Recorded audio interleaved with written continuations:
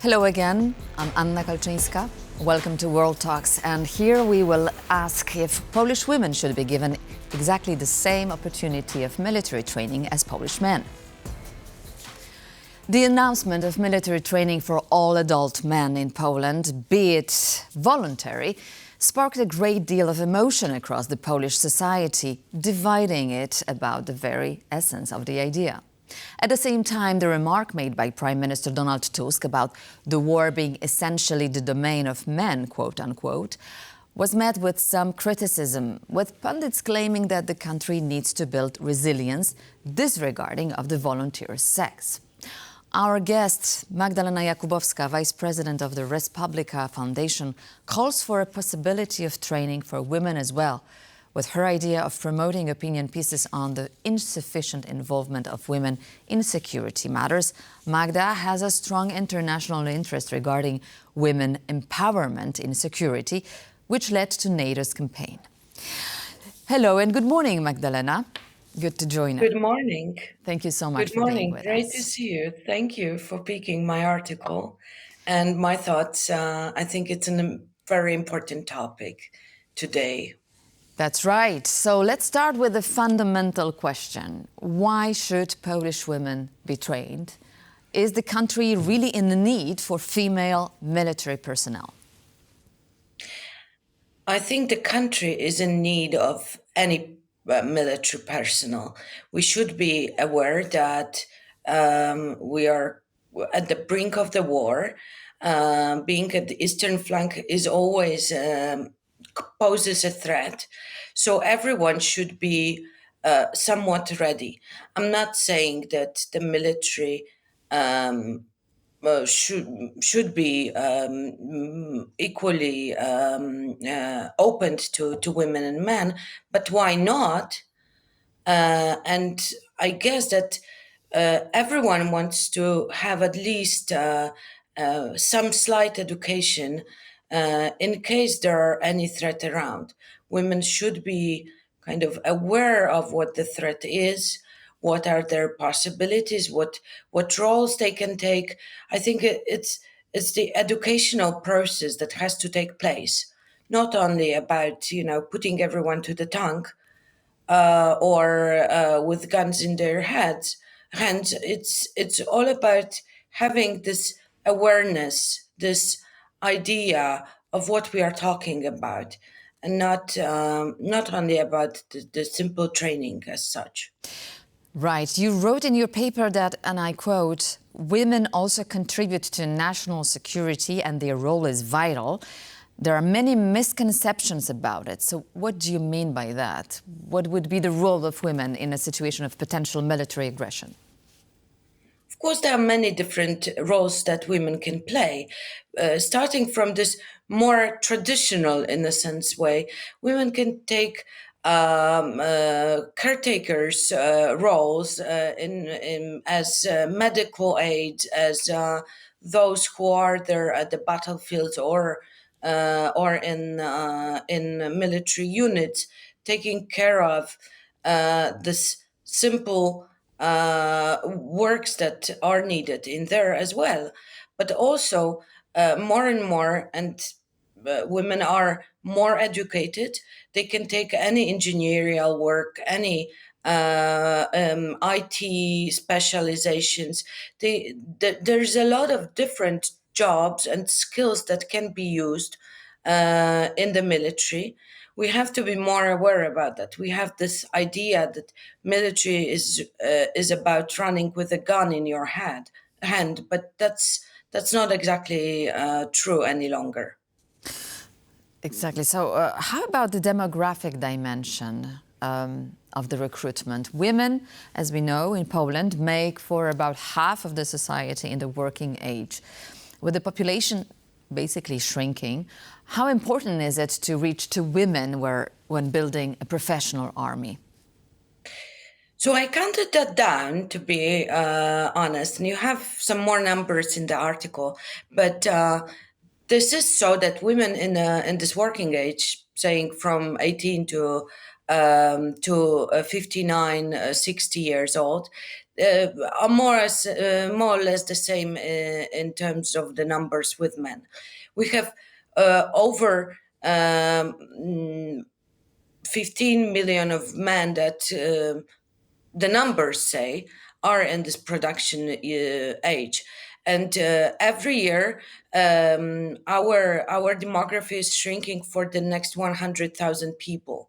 So if we want to uh, create an army of 500,000, as it is declared by the government, we have to think of whom will be in this army, because nowadays we have like 200,000 soldiers, and this is way not enough. And it's hard to recruit among only men, because if we think of recruiting only in between this, let's say 10 million men, because others don't are not able to take any of the military duty here, we have to think who would that be, and to recruit the next 300,000 soldiers, we would have to take every 20th man in a row from to be trained.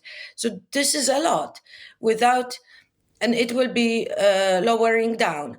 And we have so little women in Polish military. There is only 7 up to 10%, depending on how you count. So it's really little, and if we don't start engaging women now, having more and more thresholds to meet, I don't know, some KPIs, if you want to put it in a business language, then sooner or later, in 5, 6, 7 years, we will stay at the same level, but the people in Poland will be lesser, so lesser opportunities to hire people to the army and really make suitable conditions for their work. We are more and more demanding in that sense. This is no longer obligatory service in Poland.